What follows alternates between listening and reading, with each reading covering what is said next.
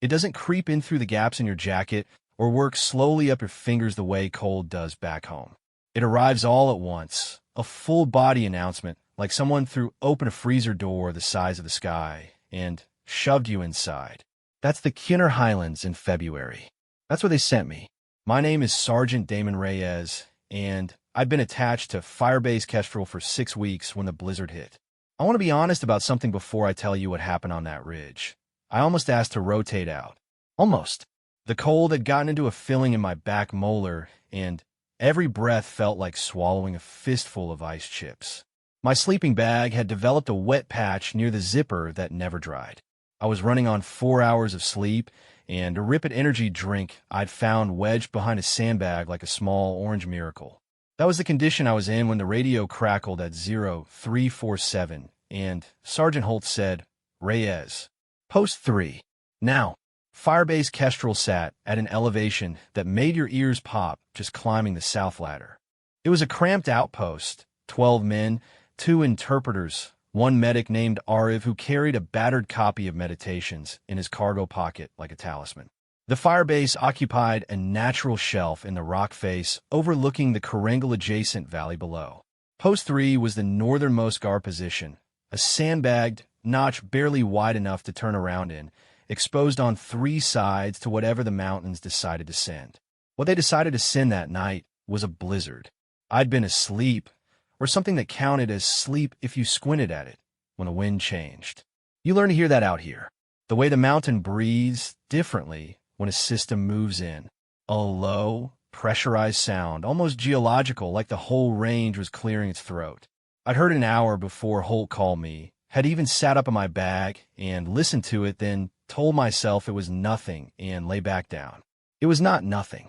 By the time I reached Post 3, Corporal Fitch was already there, stomping his boots against the plywood deck and blowing into his gloves. He was 22, from rural Minnesota, and somehow the cold still got to him, which I'd always found privately amusing, him being from the actual tundra. "She's bad," he said without looking at me. His nose had gone the color of an old brick. "Yeah." Sitrep said the valley road was compromised. Possible contact, northwest approach. Intel's got movement. I didn't say anything to that. I settled in beside him, worked my gloves off and back on, my ritual checking sensation in each finger before a long post, and brought the scope to my eye. The world had gone white. Not the pretty kind of white. Not a Christmas card or a ski resort. The kind of white that is actually nothing, a total erasure. Visibility was maybe 40 meters and dropping. The snow came sideways, horizontal, and vicious, and the trillion I'd memorized over 6 weeks of guard rotations was completely gone. There was only the storm and whatever was moving inside it. Because something was moving.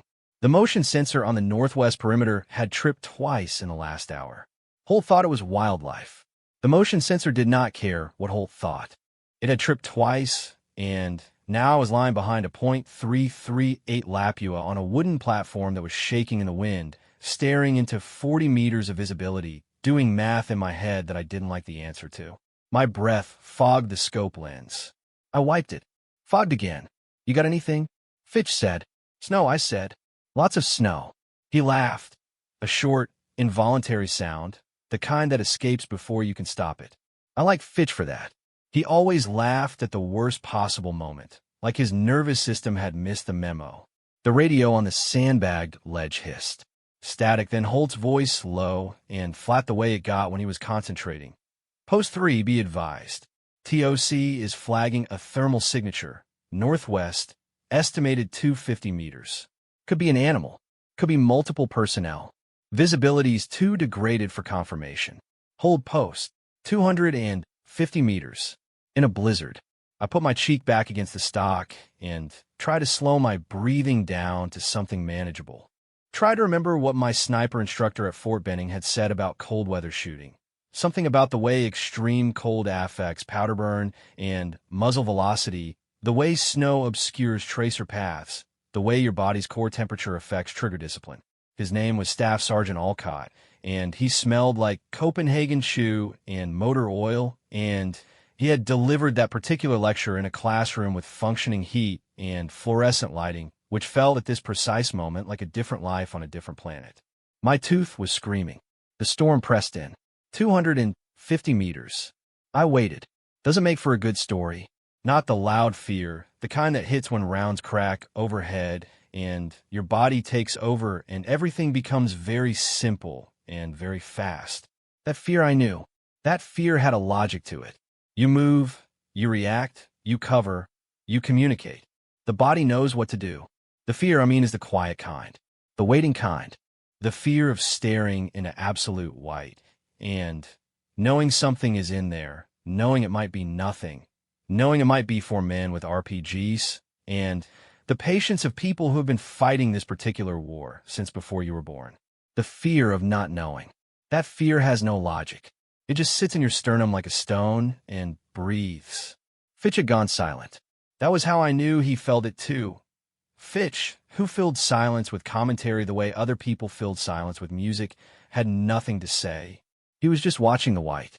His rifle up, cheek to stock, watching. 20 minutes passed. The thermal signature on TOC's display had reportedly moved. Northwest to north. Slower than a deer. More deliberate. Hull came back on the radio. Post 3, we're at Amber. I want eyes on that tree lean the second the snow breaks. Reyes, you good?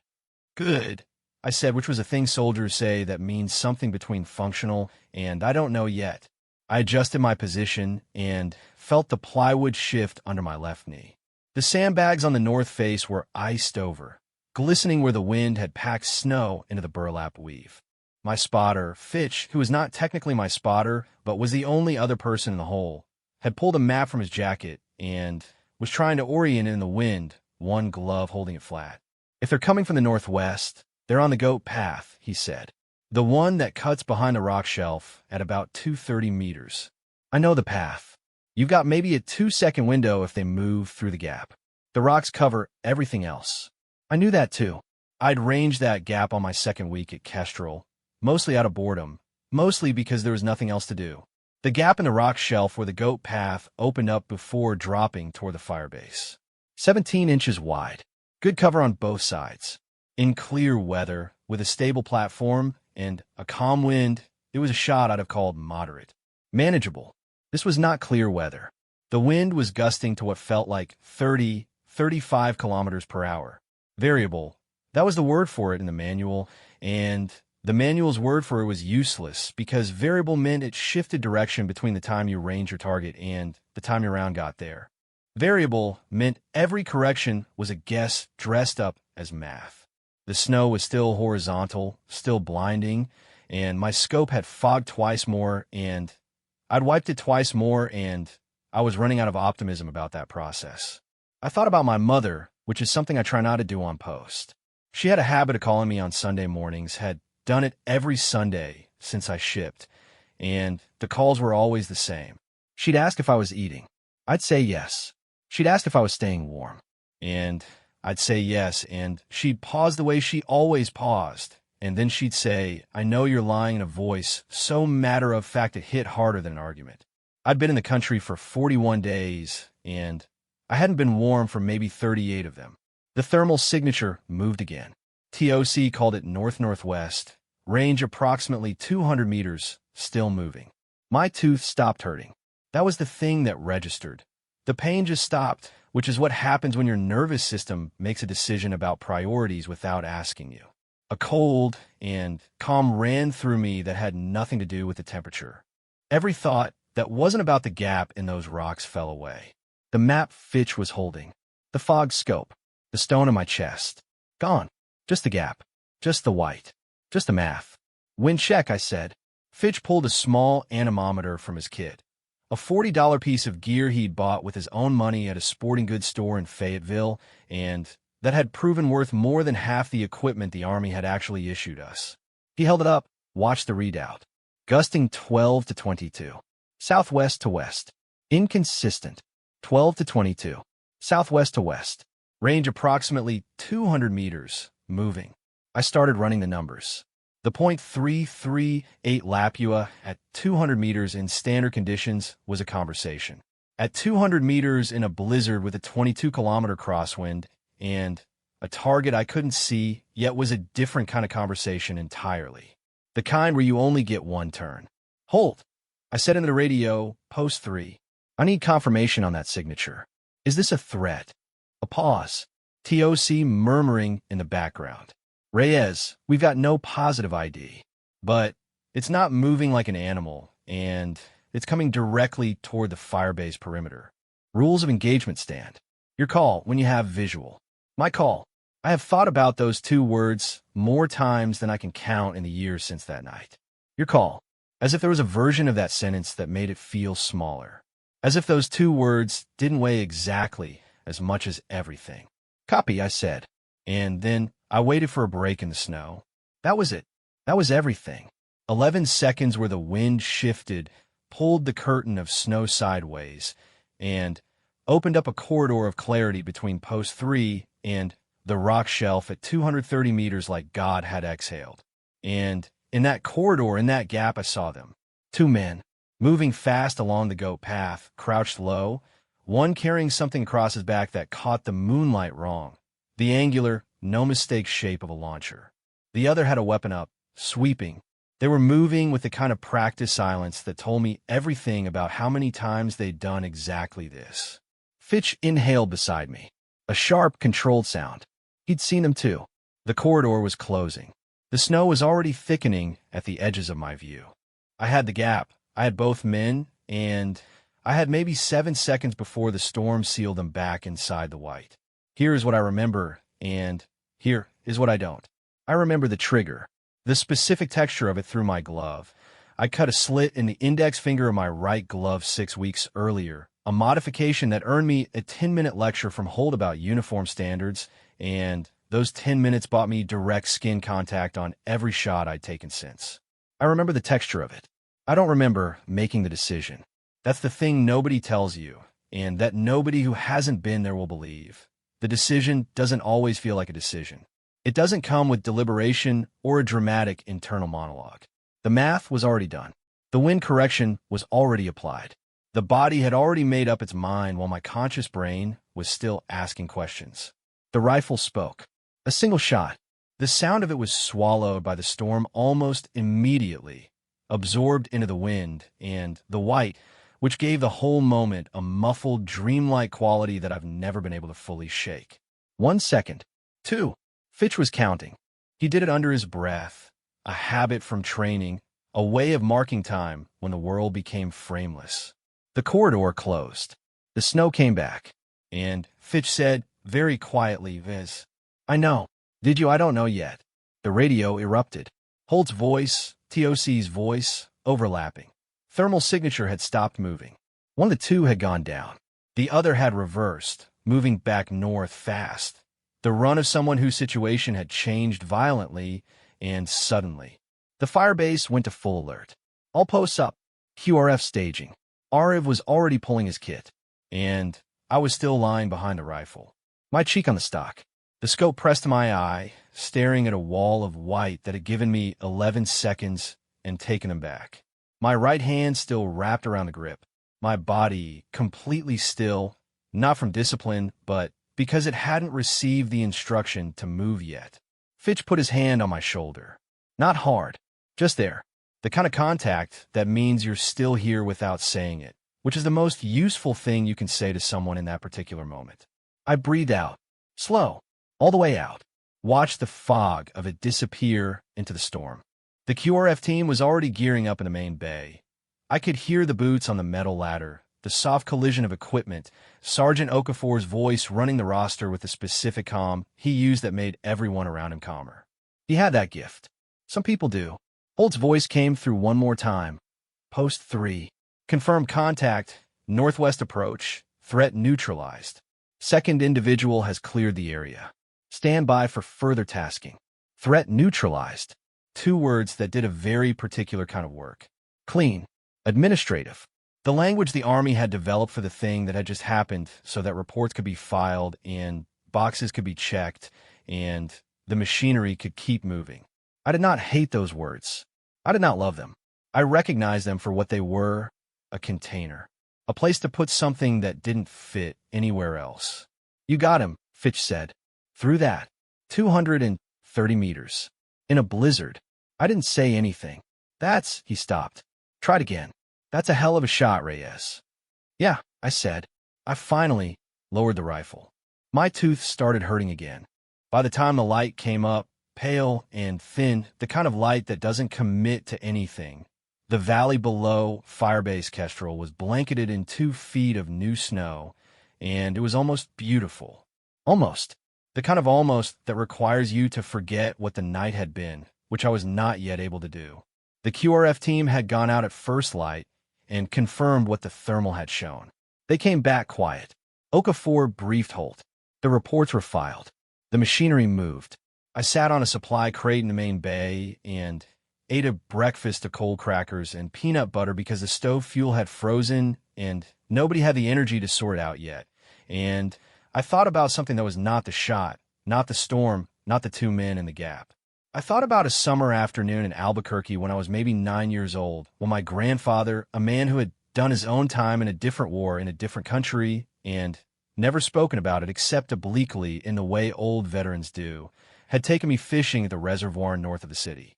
We hadn't caught anything. We'd sat for 4 hours in a flat-bottomed aluminum boat and watched the water and caught nothing. And on the drive home, he'd said to me, unprompted, staring at the highway, "The hard part isn't the thing itself. The hard part is who you are after." I was 9. I had no idea what he meant. I was 26, sitting on a supply crate at 6,000 feet in the Hindu Kush with crackers and peanut butter and a molar that felt like a lit match, and I knew exactly what he meant. Fitch found me there about 20 minutes later. He had 2 cups of something hot, the mystery powder packet hot chocolate that tasted like cardboard soaked in sugar, which was, at that specific moment, the finest beverage I had ever been offered. He handed me one without asking if I wanted it, which was the correct decision, and sat down on the crate beside me. We drank. The Firebase was moving back into its rhythms, the low, constant churn of a small outpost starting its day. Radios cycling through their checks. Someone in the far corner running a cleaning rod through a barrel. Ariv writing in a small notebook. He kept probably meditations and probably also his own notes, the things a medic accumulates that have no form. Through the plywood wall, the wind was still moving, still probing, though it had lost the violent ambition of the night before. Just wind now. Just cold. You know what I keep thinking about? Fitch said. What?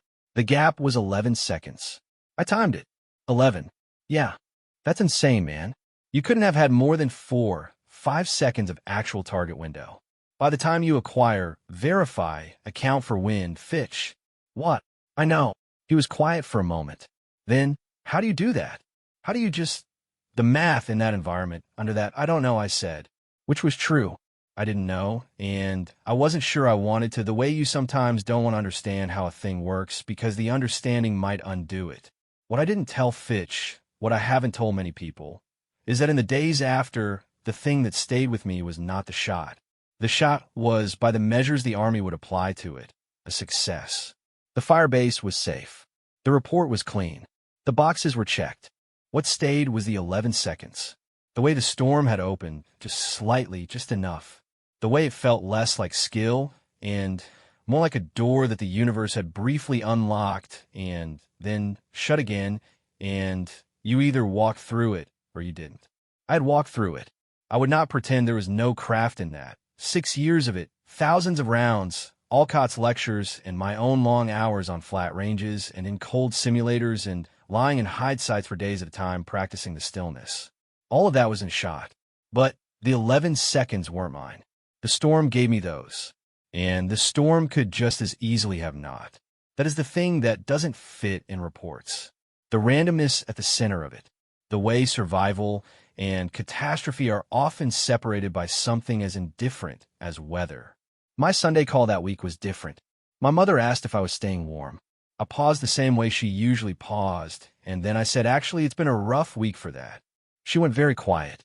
But I'm okay, I said. I am okay. We talked for an hour. Longer than usual. She told me about the neighbor's dog that had gotten in her garden again, and I listened to the whole story with a focus I hadn't given anything in weeks. The specific kind of attention you develop for ordinary things when ordinary things have briefly not been available to you. The dog had eaten 2 rows of her green onions. She was furious. She was also clearly telling me about the dog because she knew something had happened and couldn't ask about it.